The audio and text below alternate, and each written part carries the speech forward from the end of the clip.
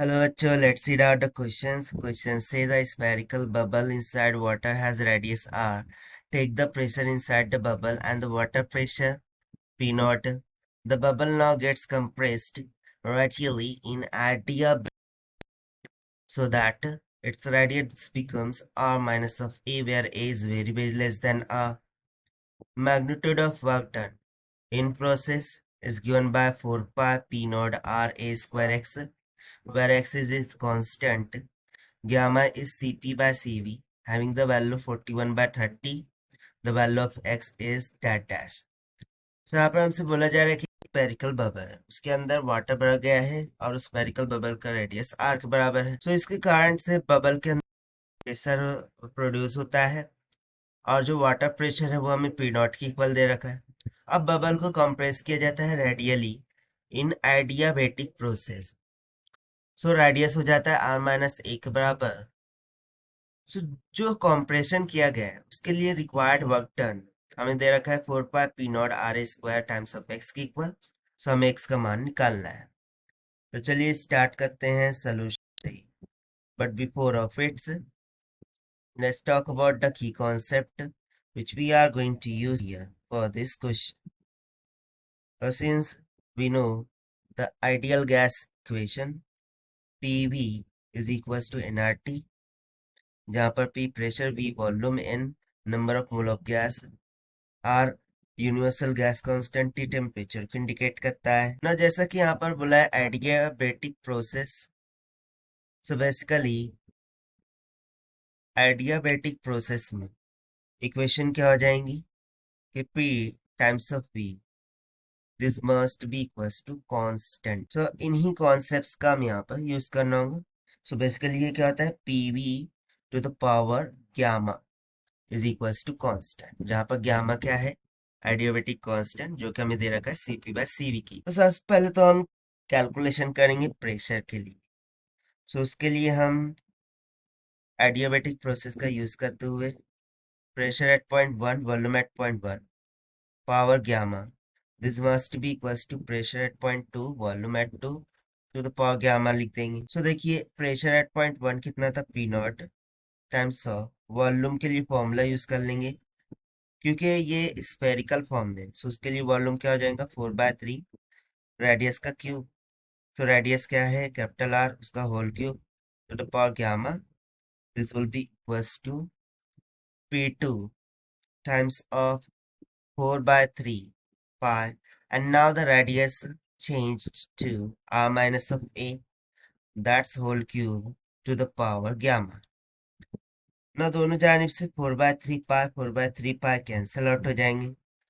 सो हमें इक्वेशन मिल जाएगा P naught times of R by R minus of A, और इसका जो पावर है 3 गामा उसको हमने कॉमन कर दिया है, and this will be equals to the pressure P2।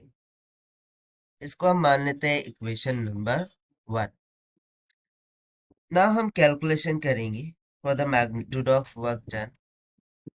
सो देखिए वर्क डन का हम फॉर्मूला लिख सकते हैं P1 V1 minus P2 V2 divided by gamma minus 1। तो चलिए अब वैल्यूज को सब्स्टिट्यूट कराते हैं।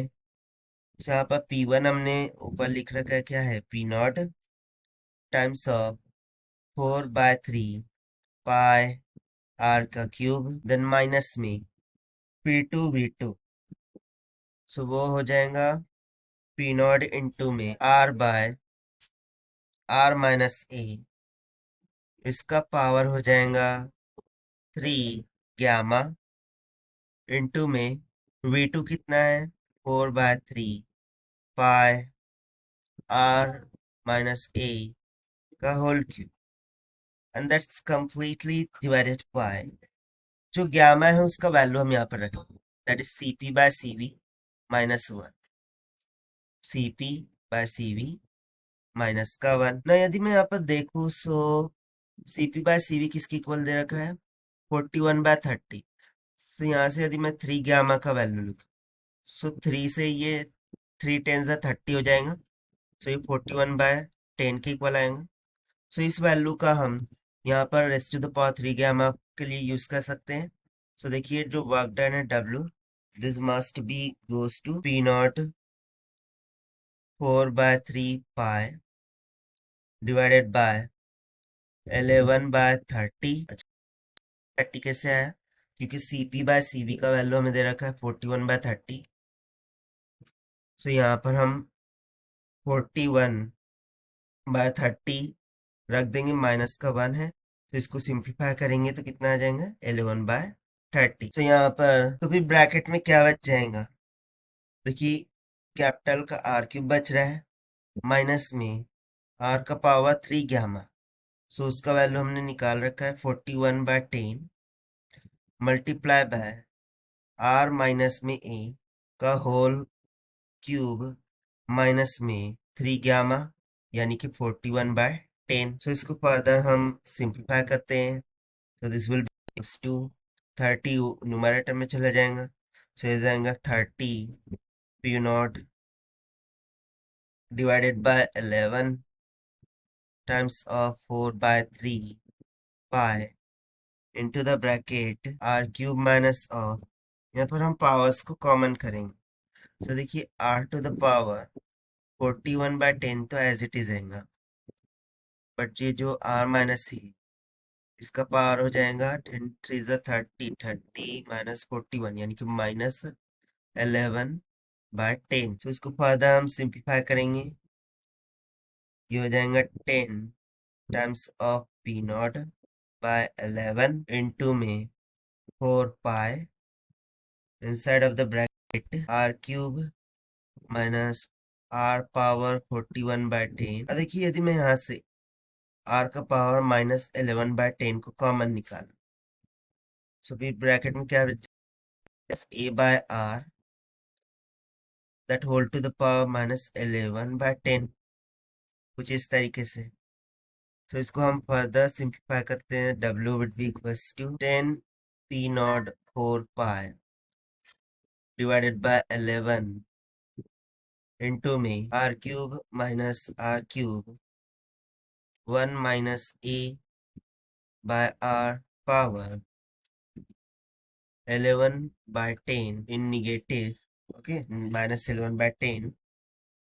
फर्दर सिंप्लीफाई करेंगे 10 P नॉट बाय 11 4 पाई। अब हम R³ को कॉमन निकाल लेंगे, सो इसमें बच जाएगा 1 minus of 1 plus 11A by 10R। So ये 11/10R कैसे आया, सो बेसिकली हमने एक्सपांशन का यूज किया है 1 minus of x whole to the power n का, so this must be equals to 1 plus में जो भी पावर रहता है वो मल्टीप्लाई बाय दैट टर्म हो जाता है, और डिविडेंड में 0 फैक्टोरियल प्लस में it will be up to that dash. So चूंकि यहाँ पर इसका पावर माइनस 11/10 है जो कि ऑलरेडी बहुत ही लेस है, सो जो अदर टर्म है वो भी लेस रहेंगे, तो इसीलिए हम यहाँ पर इसकी एक ही टर्म कंसिडर करेंगे 1 प्लस NX/0 फैक्टोरियल वाले, जो कि हमने यहाँ पर लिख रखा है। सो यहाँ से W would be equals to कितना आ जाएगा 4 pi P naught R² times of A के बराबर। बट हमसे अकॉर्डिंग टू क्वेश्चन पूछा गया था to find out the value of x, जो कि इसके मल्टीप्लीकेशन है। तो यहाँ पर इसके मल्टीप्लीकेशन में कुछ नहीं है यानी कि 1 है, तो सिंपली वैल्यू ऑफ x कितना आ जाएगा 1 के इक्वल, और यही हो जाएगा हमारा required answer for this question. So this is the required solution. I hope you understand it well. Best of luck. Thank you.